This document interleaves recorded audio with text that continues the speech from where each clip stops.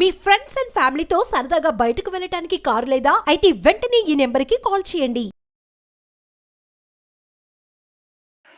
నమస్తే, welcome to Suman TV. నేను విష్ణు. ప్రస్తుతం మనతో పాటు పైసల ముచ్చట్లు మనీ మంత్రదండం పుస్తక రచయిత, certified financial planner Ram Prasad గారు ఉన్నారు. వారితో మాట్లాడదాం. సార్ రామ్ ప్రసాద్ గారు నమస్తే. సార్ నమస్తే విష్ణు గారు. సో రామ్ ప్రసాద్ గారు, ఇప్పుడు రియల్ ఎస్టేట్ ఇన్వెస్ట్మెంట్స్ గురించి ఒక 2 నిమిషాలు మాట్లాడుకుందాం. చాలా మంది ఎన్ఆర్ఐలు కూడా రియల్ ఎస్టేట్స్ లో విపరీతంగా ఇన్వెస్ట్మెంట్స్ పెడుతున్నారు కదా. మరి పెద్ద పెద్ద మొత్తంలో ఉన్న డబ్బంతా తీసుకెళ్లి రియల్ ఎస్టేట్ లో ఇన్వెస్ట్మెంట్స్ చేసే వాళ్ళకి మరి మీరు ఎటువంటి సజెషన్స్ ఇస్తారు? అసలు ఏమి ఇవ్వకూడదు సార్. ఇవ్వకూడదా? చెప్తే వినకపోతే చెడిపోయాక చూడుతున్నారు కదా, ఎన్నిసార్లు ఇస్తాం మనం? ఓకే, రియల్ ఎస్టేట్ కొనుక్కోండి. మీ మొత్తం ఆస్తి ఒక 5 కోట్లు ఉంటే దాంట్లో 1 కోటి, 1.5 2 కోట్లు మొత్తం దాంట్లో పెట్టద్దు. Real estate is a great asset, no doubt. But to what extent it is good is the question.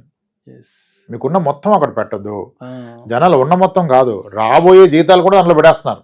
ఎందుకంటే ఎమర్జెన్సీకి లిక్విడిటీ చేసుకోలేం కదా, ఉన్నదంతా తీసుకెళ్లి భూముల్లో పెట్టేసి.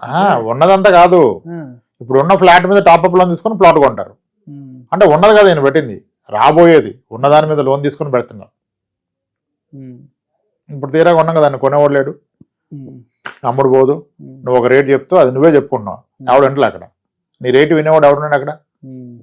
అదేవిధంగా కాసేపు గోల్డ్ ఇన్వెస్ట్మెంట్స్ గురించి కూడా మాట్లాడుకుందాం. ఎందుకంటే మనం ఎప్పుడు గోల్డ్ గురించి మాట్లాడడం అది బాగా హాట్ టాపిక్, బ్లాక్ బస్టర్ అవుతుంది.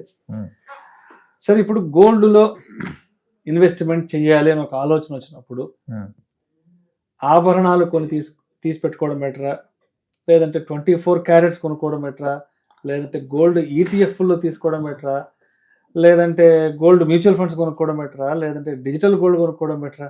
సో అసలు రామ్ ప్రసాద్ గారు గోల్డ్ ఇన్వెస్ట్మెంట్స్ గురించి ముక్కుసూటిగా చెప్పాలి అంటే ఏం చెప్తారు? ఇందాక మనం మాట్లాడాం కదా సార్, అంటే ఇంకొంచెం ఇప్పుడు సింపుల్ 1979 లో 10 గ్రాముల గోల్డ్ 942 రూపీస్, 950 రూపీస్ ఉంది. ఇప్పుడు 80,000 అయింది. అదే రోజు సెన్సెక్స్ 100 నుంచి 80,000 అయింది. ఎంత డిఫరెన్స్ ఉంది? ఇప్పుడు ఆర్నమెంట్ అయితే మీరు వాడుకుంటారు కాబట్టి ఎంత పెరుగుతుందో సంబంధం లేదు. ఇక మీరు చెప్పిన ఏది కొన్నా, digital gold, bond, coin, gold fund, gold mutual fund, ఏది కొన్నా గోల్డ్ పెరిగినంత పెరుగుతుంది కదా. దాని అండర్లయింగ్ అసెట్ ఈస్ గోల్డ్. అది ఈక్విటీ అంత పెరగదని తెలిసినప్పుడు అది పెట్టుబడికి ఎందుకు వాడుతున్నారు? దాని ఆర్నమెంట్ గానే వాడాలి, పెట్టుబడికి ఎందుకు వాడుతున్నారు? అంటే లాంగ్ రన్. మేబీ ఇప్పుడు క్లియర్ గోల్డ్ సైకిల్ ఉంది, గోల్డ్ 20% కరెక్ట్ అయింది, నాకు ఎందుకంటే కరెక్ట్ అవుతుందని తెలిసింది. 1 ఇయర్ వరకు అది కరెక్ట్ ఏమో మేబీ, ఎందుకంటే ఆల్రెడీ 30% పడ్డది కదా, ఇంక పడదని. అందుకని లాంగ్ టర్మ్ గోల్డ్ ఎలా రైట్ అయింది? ఎప్పుడు లాంగ్ టర్మ్ చూసినా గోల్డ్ 8% కదా ఇచ్చింది. మనకు తెలిసి 1964 నుంచి ఈ రోజు వరకు 7-8%.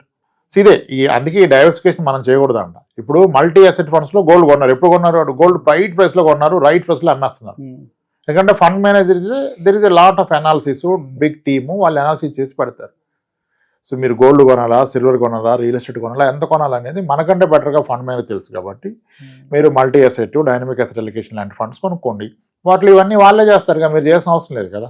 అండ్ అక్కడ ఆడు కొన్ని అమ్మినా మీ దాకా ట్యాక్స్లు రావట్లేదు కదా, ఇక్కడ మీరు అంతా ట్యాక్స్లు పే చేయాలి కదా, క్యాపిటల్ గెయిన్ ట్యాక్స్.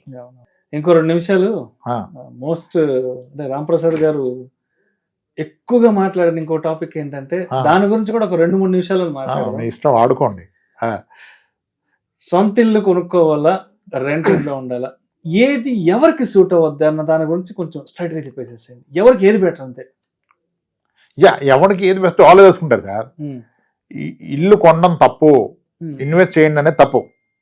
ఇల్లు కొనాలి, ఇల్లు కొనకుండా ఇన్వెస్ట్ చేస్తే ఎక్కువ వస్తుంది, చాలా తప్పు, చాలా తప్పు. అంటే ఇల్లుని మన భవిష్యత్ అవసరాలకు కూడా అచీవ్ అయ్యే విధంగా మిగిలిన ఇన్వెస్ట్మెంట్ చేయగలిగితే కొనాలి. కానీ ఇంకా అన్ని ఆపేసి ఇల్లు ఒకటే జీవితం అనుకుంటే కష్టం. నన్ను అడిగితే ఇల్లు కొన్నా కొనకపోయినా ఒక మంచి ఇంట్లో ఉండడం అనేది ఉత్తమం. మంచి ఇంట్లో ఉండడానికి కొనాల్సిన అవసరం లేదు, రెంట్ కూడా ఉండొచ్చు కదా. డెఫినెట్గా ఒక వ్యక్తి లైఫ్ టైం ప్రయారిటీస్లో top priority is house, next priority car, third priority kids education. ఇది ఆర్డర్. అయితే ఇప్పుడు నా బడ్జెట్ అంత లేదు, నాకు విల్లాలోనే ఉండాలి అంటే, మా వైఫ్కి విల్లా ఇష్టం సార్, అదేమో నేను ఎక్కడ చూసినా 4 కోట్లు అవుతుంది, ఎలా సార్ నేను కొనలేను సార్ అంటే, నేను చెప్పాను కొంతమందికి, మీరు 4 కోట్ల విల్లా కొనలేకపోతే మీ బడ్జెట్ 2 కోట్లు ఉంటే 2 కోట్ల అపార్ట్మెంట్ కొనండి గేటెడ్ కమ్యూనిటీలో. రైట్ 2 కోట్ల అపార్ట్మెంట్కి మీకు 50,000 అద్దె వస్తుంది. మీ 6 కోట్ల వెళ్ళ కూడా 50,000 అద్దెకే వస్తాయి. మీరు ఉండాలనుకున్న దగ్గర ఉండండి, ఇదే దాన్ని కేర్ చేస్తుంది కదా. Because independent house and villa రెంట్లు are very less compare to అపార్ట్మెంట్స్. మన కూడా ఒక ఆయన వచ్చాడు, అక్కడ రాజ్ పుష్ప అనేది చెప్పారు, సార్ మీరు చెప్పింది నిజమన్నాడు. ఎందుకన్నాను, సార్ మా ఓనర్ మాకు రెంట్కి ఇచ్చాడు కదా సార్, ఆయన మా నియర్ బై విల్లాలో ఉన్నాడు సార్, మేము గడ్డ 60,000 వాడు గడ్డ 60,000 సార్, వాడు 6 కోట్లు వెళ్ళా, మాది 2.5 కోట్లే సార్ అన్నాడు. అర్థమైందా లాజిక్? సో అది again it depends on the emotion of family members. వాళ్ళకి అబ్జెక్షన్ లేదంటే చేయగలుగుతారు, వాళ్ళకి అబ్జెక్షన్ ఉంటే మీరు ఏం చేయలేరు కదా. ఇంకొకటి వచ్చేసి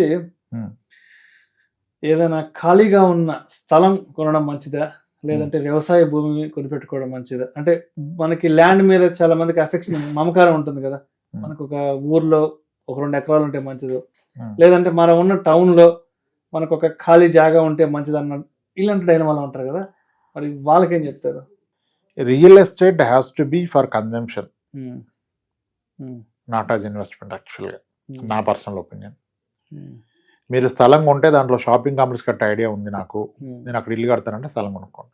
పెరుగుతుంది అమ్ముతానంటే కొనద్దు, పెరిగితే అమ్ముతానంటే 12%, 6 years డబ్బులు వద్దు మా అంటే. నేను వ్యవసాయం చేస్తానంటే పొలం కొనుక్కోండి, ఇప్పటి నుంచో మొదలెట్టండి ఏదో ఒకటి అక్కడ చేయించుకోవచ్చు కదా. రైతులకి ఏమో పెట్టుబడి డబ్బులు లేవు సార్, ఐటీ ఎంప్లాయీస్కి ఎన్ఆర్ఎస్కి ఏమో డబ్బులు ఉన్నాయి. సో కాబట్టి రైతులు వ్యవసాయం చేస్తే లాభాలు రావు, వ్యాపారస్తులు ఉద్యోగస్తులు చేస్తే లాభాలు వస్తాయి. ఎందుకంటే రైతుకి ఆధునిక అప్పు దొరక్క పంట రాదు. మీకు ఎగ్జాంపుల్ చెప్తాను, జరబరా అని ఒక ఫ్లవర్స్ ఉంటాయి, డెకరేషన్ ఫ్లవర్స్ ఉంటాయి, పాలిష్ షెడ్ వేసి దాని కింద పెంచుతారు. ఆ కలర్ఫుల్ ఫ్లవర్స్ రైతులు వేస్తే లాభాలు రావు, ఐటీ వాళ్ళు వీళ్ళు వేస్తే లాభాలు వస్తాయి. ఎందుకంటే వాడికి డ్రిప్ సిస్టమ్ ఉంటుంది, పాలిష్ షెడ్లో పెంచుతారు. అవి మీకు మొగ్గల నుంచి పువ్వులు అవ్వాలంటే దానికి కెమికల్ ఒక ముందు ఇవ్వాలి డ్రిప్ ద్వారా. వీళ్ళు ఏం చేస్తారు, చదువుకున్న వాళ్ళు, ఎంబీఏ చేసిన వాళ్ళు, మార్కెట్లో ఏ రోజు సిక్కులే పండుగలు ఉన్నాయి, ఏ రోజు మంచి ముహూర్తాలు ఉన్నాయి, పెళ్ళి ఉన్నాయి, ఆ రోజు వచ్చే విధంగా వాటిని సెట్ చేసుకుంటారు.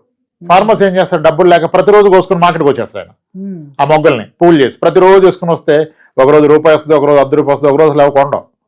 కానీ మీరు అదే మంచి ముహూర్తంలో వస్తే గురుద్వారా వాళ్ళు ఉంటాయి కదా ఈవెంట్స్, ఆ రోజు వస్తే మీకు పువ్వు 4 రూపాయలకి పోతుంది. చూసారా? సో ఫార్మింగ్లో డబ్బు ఉంటేనే ఫార్మింగ్ ప్రాఫిటబుల్, పెట్టుబడి పుష్కలంగా ఉంటే ఫార్మింగ్ ఈజ్ ప్రాఫిటబుల్. ఆ పెట్టుబడి లేనప్పుడు ఫార్మింగ్ ప్రాఫిటబుల్ కాదు. ఇప్పుడు నేను ఈరోజు మార్నింగ్ అనుకుంటా న్యూస్లో చూస్తే టమాటా కిలో 2 రూపాయలు అయిపోయింది అంటున్నారు. మొన్నటి 100 రూపాయల దగ్గర కొట్టుకున్న రోజులు కూడా ఉన్నాయి. సో రైతులు ఇది ప్రెడిక్ట్ చేయలేరు. అదే దళారులు బాగా డబ్బులు చేస్తారు, కోల్డ్ స్టోరేజ్లో పెట్టేసుకొని. కోల్డ్ స్టోరేజ్లో ఆగుతుంది 20 days ఆగుతుంది, కొన్ని 15 రోజులు అయిపోయినాక పంట అప్పుడు తీస్తారు బయటికి. సో మిడిల్ మ్యాన్ సంపాదిస్తుంది రైతుకి ఎప్పుడు రాదు. సో వ్యవసాయం అంటే అసలేమో నాకు అనిపిస్తుంది రైతులకే ఉండాలి పొలాలు, వేరే వాళ్ళు కొనకూడదని కదా. సో మీకు ఆ ప్యాషన్ ఉందంటే, చాలా మందికి ఉంది వ్యవసాయం చేయాలని ప్యాషన్, ఖచ్చితంగా చేస్తానంటే కొనుక్కోండి, దానికి తగ్గట్టుగా ప్రిపేర్ అవ్వండి. కానీ పెట్టుబడి ఎక్కువగా పెట్టుకోండి. 3 సంవత్సరాలు పంటలు వేసేంత డబ్బు ఉంటే ఖచ్చితంగా 3 పంటలు ఏదో ఒక పంటలో లాభం వస్తుంది. ఈ పంటకే డబ్బులు ఎత్తుకుంటూ అప్పులు తెచ్చుకుంటూ పెడితే మీరు కట్టే వడ్డీలు కూడా సరిపోదు వచ్చే పంట. పొదుపు పెట్టుబడుల విషయంలో ఎటువంటి జాగ్రత్తలు తీసుకోవాలి అనే దాని గురించి చాలా చక్కగా మీ సమయాన్ని వెచ్చించి ఈ నూతన సంవత్సరం సందర్భంగా మన ప్రేక్షకులకు చాలా మంచి ఆసక్తికరమైన విషయాలను తెలియజేశారు. Thank you so much. Thanks.